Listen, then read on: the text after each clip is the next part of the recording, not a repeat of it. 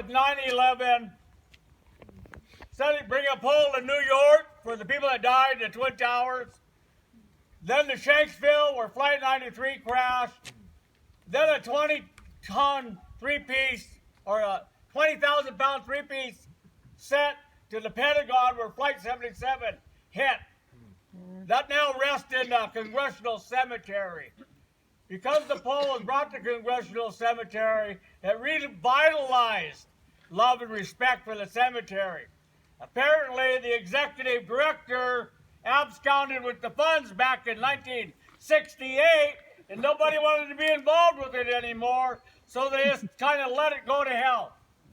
But the Army Corps of Engineers went in there, one soldier apart, and cleaned the whole thing up. And so it brought some pride back.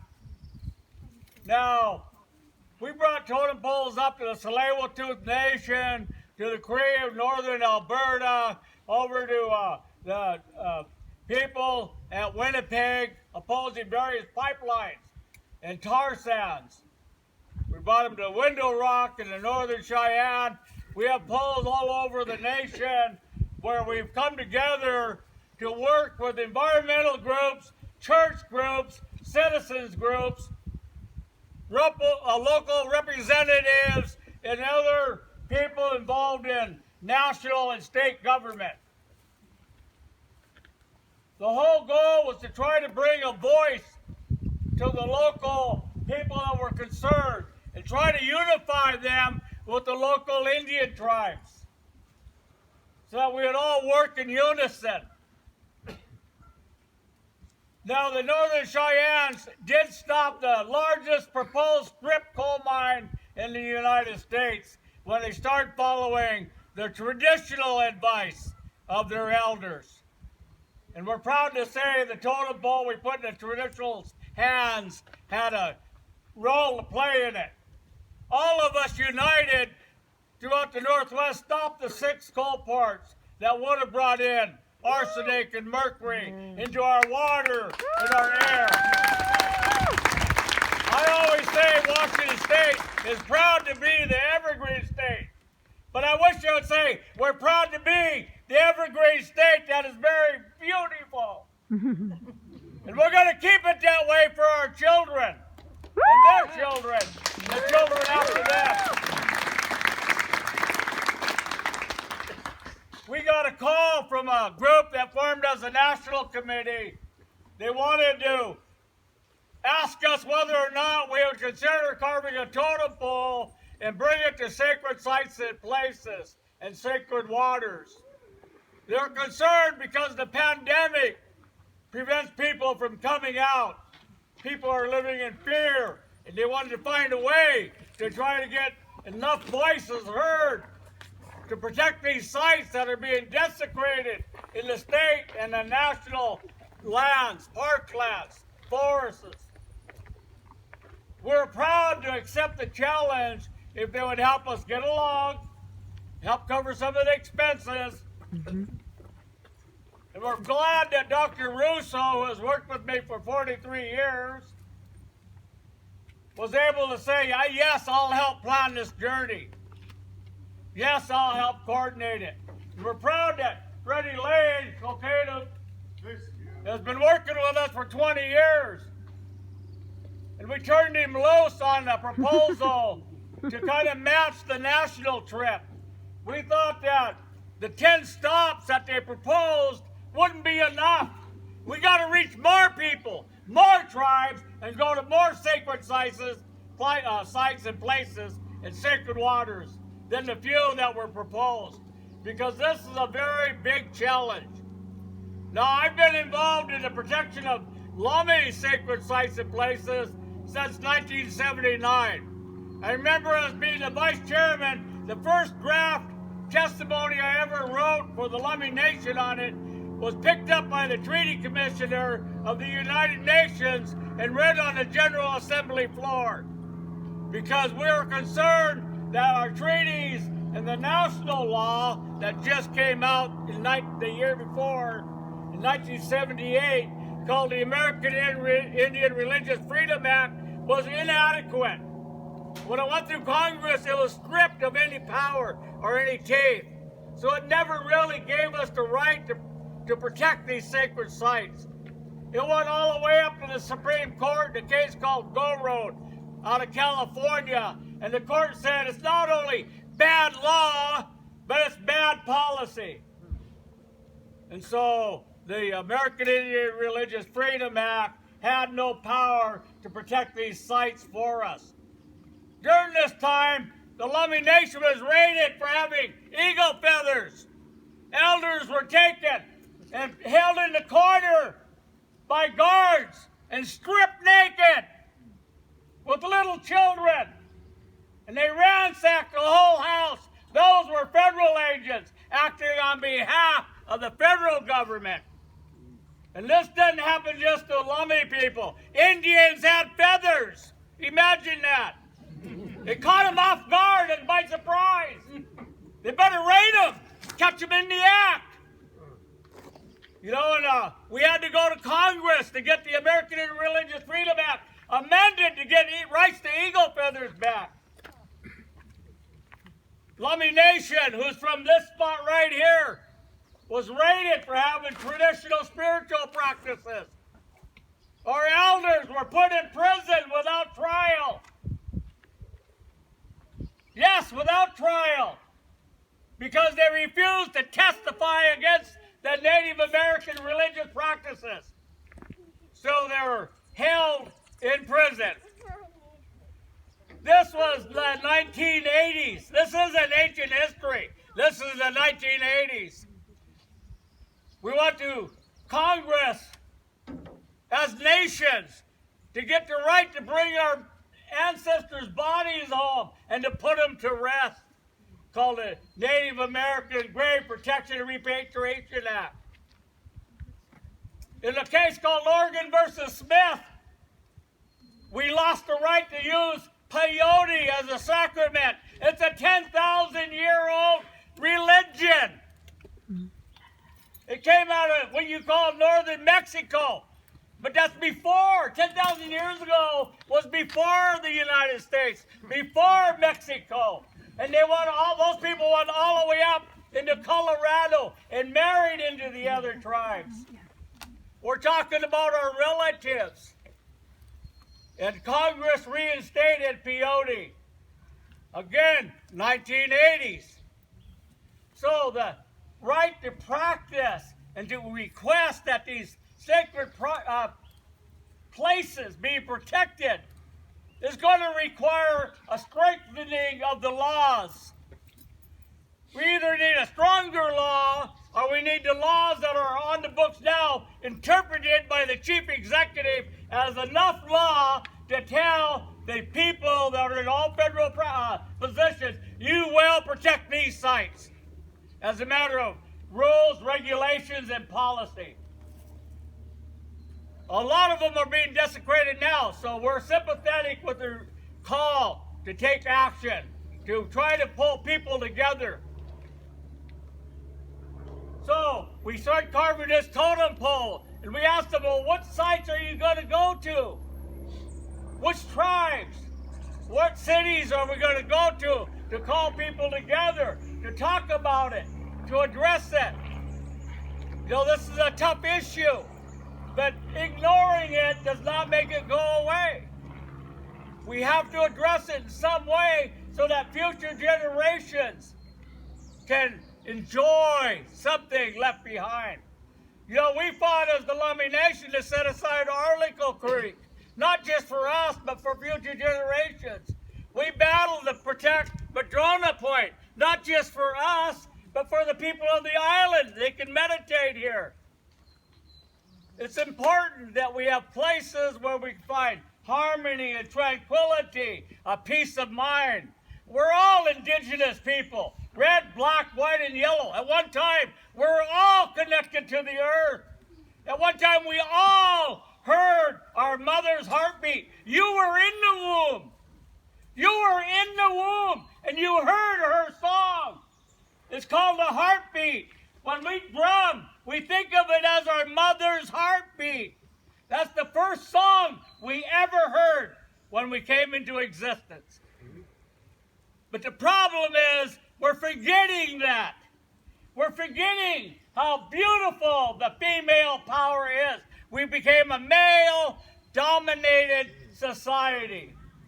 And when I talk about this totem pole, we're going to be talking about murdered and missing indigenous women.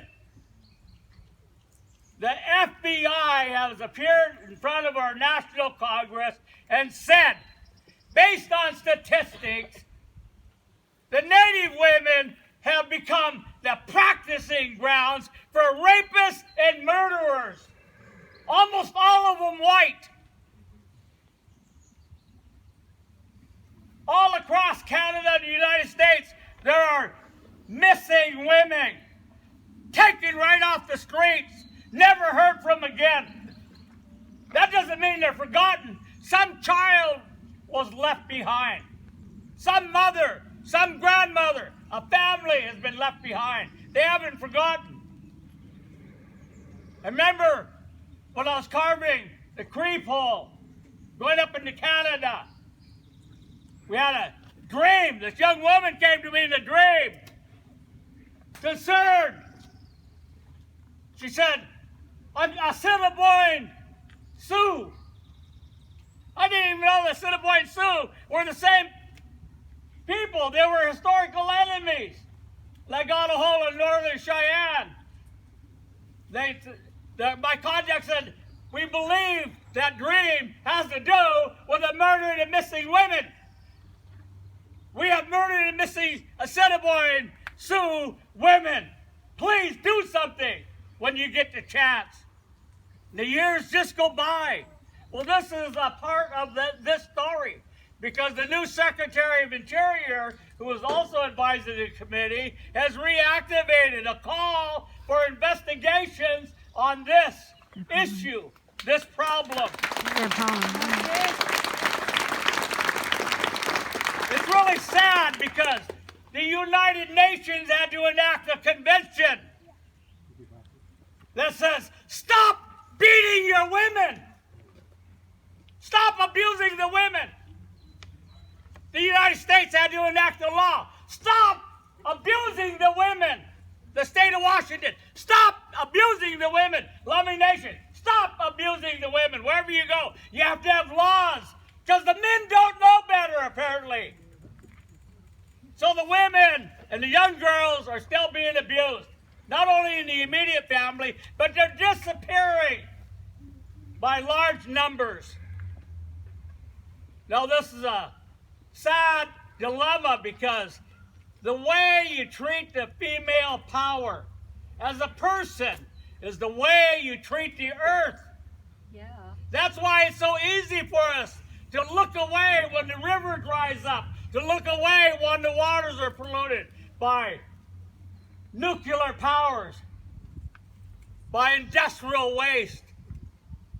When the whole mountain is stripped and gone, we watched Bellingham Bay fill up with 100,000 silt loads of 100,000 trucks of silt coming down every year for the past 120 years.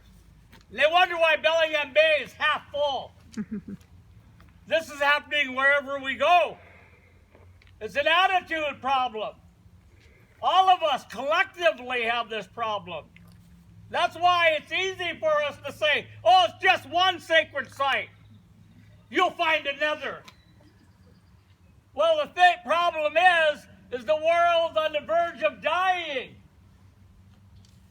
Well, that's what we say. To tell the truth, the world will go on and we will disappear. We're not essential to the earth.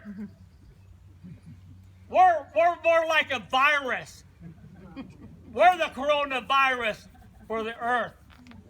We're the one killing her off. And so we have to do something. We have to immunize ourselves. The only way we're going to immunize ourselves is to start changing how we teach our children and how we think and act. I had a minister come to the totem pole carving shop. She says, what can you do? I said, you know what? I fought against the churches in 1987, so they issued an apology of churches in my care. Then they renewed it in 97 and 2007. And all that time, when they asked me, I said, you got to change your behavior. You got to put action to the words, not just words. Do something. And she goes, well, what can we do? Start every sermon by the words, God created all things. All things are sacred. And then go on and condemn people to hell if you want. But at least tell the children that, so that when they grow up, it's a part of who they are. Don't keep it a secret. We all believe this. It's common sense. I said, so that's what we need. Imagine if you've been doing it since 1987. There would be young adults now with a readjusted attitude, a little different than their parents, on what's acceptable and what is not acceptable in regards to how we treat the earth. Because this attitude is what's destroying the sacred sites and places. You can look on your Facebook, it's right there. They're defacing it, drawing penises on it and swastikas, chopping it up like it was a form of entertainment. And so we hope to get the ears to hear more, the heart to understand more. And so for the totem pole, when we asked them, what shall we put on it? Well, we don't know which tribes you're going to go see yet. And so we just have to put faith in it. So we carved a moon. And if you look at the full moon between 9 and 11 o'clock at night, and if you use a little imagination, you'll see a Native American, legs crossed, hands on lap, head bowed, and 2 feathers over his forehead. And the moon makes the sacred circle. He's praying. He's praying. He's meditating. He's searching for that spiritual power that all things have with the Great Spirit. That relationship. The concept of the sacred. And so we carved that on here. And I usually carve logs in the fire, because on the moon there's a crater. It looks like a fire burning. But this one has a round circle to represent the Isleta Pueblo idea of the man that married the moon that shined a pearl. Because the Isleta Pueblos and Lagunas have their myths about the moon too. The late Bobby Hilbert said there's 96 Star Child myths about the moon and that image. It's not just the one that Chief Seattle liked, called Mud Child or Star Child. So we carved that full moon on there. You can see the red hands. That's the murdered and missing indigenous women. Because the moon is Grandma Moon. Her granddaughters are missing. It starts there. It's generational. And then we have a diving eagle. And the reason we chose the eagle is because leadership, really good leadership, Deborah Lakunoff is like an eagle. She can see across the nation. She's gone national. She's been all over talking about women's rights, children's rights, tribal rights, people rights. She understands the past, the present, and the future. And so I respect her. I consider her an eagle amongst politicians. She takes it to heart. That's what an eagle leader is. This one went so high, he starts with the moon, and he's diving. But he represents the male power. Father Sky, it's a symbol of sky power. Because the male and the female have to balance out. Then we have the Chinook. Once we put the head on, there's an open spot underneath. The Chinook are essential to the South Resident Killer Whale Pod. My brother will talk about that. And about the whale in Florida. We're still trying to get the whale in Florida taken out of these waters here. 54 years. 54 years in a little cement pond. We're thinking maybe, he says, maybe Biden ought to pardon her. She's been unjustly condemned. Pardons of the time.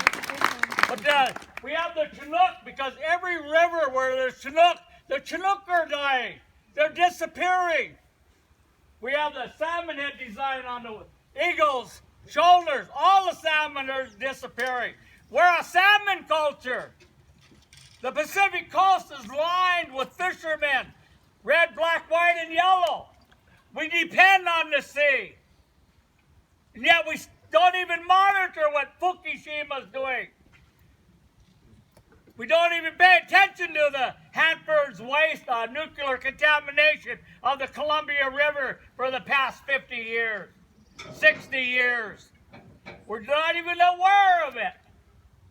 And if we did, we didn't say anything. We didn't voice our opinion. It just keeps going on. It's somebody else's problem. It's easy that way. Somebody else's problem. It's not my problem. It's somebody else's. Well, that's not how it works, because we're talking about global. Global. You know, and I tell people, you know, the thing about America is that we have this beautiful dream, but we're the gluttons of the world. We destroy more, waste more, contaminate more. We want more than any other society on the globe. Mm-hmm. Why is that a standard or an example to other nations?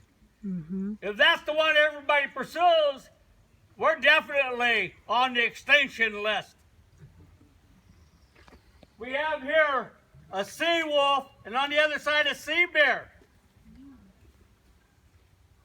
We got the Tlingit and the Haida nations love those myths. They love that symbol. And so we put in between a Canadian copper, because from the border on up, those are our people. We were historical enemies of the Tlingit and Haida and Tsimshian. My past children were part Tsimshian. Some of the carvers, my son's two cousins that live with him, they're also part Haida and helped carve this pole. During the carving of the pole, I seen this elder in a dream, and he was going from village to village, checking on these people. And he turned to me in a dream and says, "Buenos Chief!" Buenos Chief. He was thanking me for the totem pole work because it meant something to his people that he was paying attention to. Now, then we had a call from connection with Goodjaw, a traditional carver and elder of Haida Gwaii, calling, thanking us that we had symbols on there for his people, saying thank you. Then we're over in Village Point, and along comes Jim Thomas, Tlingit. And he gets up, we didn't even know he was going to show up. Got up right here and spoke. I love the elder. We love him all across the nation. He fought with the Carter. He was an advisor to Jimmy Carter. And he helped protect the Taos Pueblos, lakes, and sacred sites way back 50 years ago. And so we're proud that he would come and stand with us. And when he was done, he turned and said, "Good as cheese." So that dream unfolded right there. You know, and the thing is that it's saying you're going in the right direction. You're doing the right things. It's like the Spirit, if it could, reached down and patted you on the back and said, keep it up, keep going, keep believing. In my teachings, what I share and with the kids and all the people that help, I say, watch for the sacred message. Our elders told you, pay attention to everything. You might hear them, see them, taste them, touch them. You might have emotions attached to them. The spirits and the ancestors will make contact. Ignore nothing. So we're supposed to pay attention to these things. Down here, we have a mother, a grandmother, and then a daughter, a granddaughter. Why do they say mother, granddaughter? Grandmother, daughter. It's because the missing women result in grandma raising the granddaughter as a daughter. She can't do anything else. She has to take her and start showing her. And the daughter's heart broke. This tear, she's turning into ceremony to overcome the grief, the pain. She's been hurt. Those 7 tears are the 7 generations of trauma, separating the generations of the elders and the children, causing pain, ongoing pain. On the other side, she's got her hand out, and it's painted red for the murdered and dissing women also, because she's a grandmother raising the children left behind. And she's got a rattle. Are you good? But she's also peyote woman. It's got peyote buttons surrounding her. That peyote was brought to the people by a woman. The salmon were brought to the people by a woman. The buffalo were brought to the people by a woman. Right on. You see, that female power has extremely prominent position in the belief system, the indigenous belief, because women can create life. And that's what Mother Earth stands for, creates life. And so the blue, we're still adding the raindrops. Then the dark blue represents the waters of the earth. And so these are the symbols. On the other side, there's a little boy in a cage. That represents the 53,000 youth held at the U.S. border of Mexico. 53,000. Most of them have no parents. Their parents didn't bring them here. They came here looking for opportunity to survive. Now, their peyote came from that area. And it went all the way up into Colorado. Those are our indigenous people. That's our relatives. We're going to be down San Diego with the bird singers, praying for them, just like she's praying for that child. We're doing 28 stops in Washington State. Then we're going about 5 in Oregon, 7 in California, then 1 in Arizona, about 3 in Oklahoma, 1 in Kansas, then Denver, then home for 2 weeks. Then we're going to head out east on what we call Red Road East. And we're going to be going to the Snake River, Bears Ears, Bear Butte, Black Hills, Chaco Canyon, and other sites, calling for support and unification. I know that's a long presentation, but it's a lot of work. We're going to do about 16,000 miles round trip. And we appreciate you coming out and supporting us. You know, the youngest carver and painter is 4 years old. That's that little boy you see here. Every day when we're working, I want to carve. I want to paint. Every day he wants to carve and he wants to paint. And we have Itza and her 2 daughters, my brother and his mate, and several others. Not one person does this. Not one of the poles we carved was only carved by me. All right? It was carved by a large group dedicating themselves. And then with people like Totem and Dr. Russo working through the night trying to find a place for us to stay, or how to get us there, or to find us gas money, or to pay our bills as we cross country. And so we depend also on donations. Okay, we're just a reservation family trying to do good work with our relatives. You know, and there's one image on the other side. I want to say when I carved the peyote buttons, a Yakima native shows up. He wanted to know what I was carving this time. And he was a peyote man. And he appreciated the peyote on there, so that's confirmation for me. He showed up while they're being carved. And then on the other side, there's an eagle feather. I dreamt of a wind-dancing eagle feather. And that man says, "What is this?" I told him, "It came in a dream. That's the last spot on the pole." So I put it there. And had Weamisa paint it. But it's a wind-dancing eagle feather. Never heard of it, but it's obviously important. And he calls his cousin from Pendleton. And his cousin says, "Oh yeah, Oh yeah, I've been to that ceremony. It's very old, and it's called Waskochi. Waskochi. I'm trying to say it the way he said it, but I'm hard hearing. It might be something totally different. But he says that's a real ceremony. When you get to Celilo Falls, I will sit down with you. No, see, that's a spiritual confirmation. That's a pat on the back. It's not that I'm going to all of a sudden be doing that. It's just that it's showing us. It's something beyond us. And it requires belief. Belief. Because we believe that we all belong to the same collective. No matter how you pray, no matter what your heart and mind says, you are feeding the collective.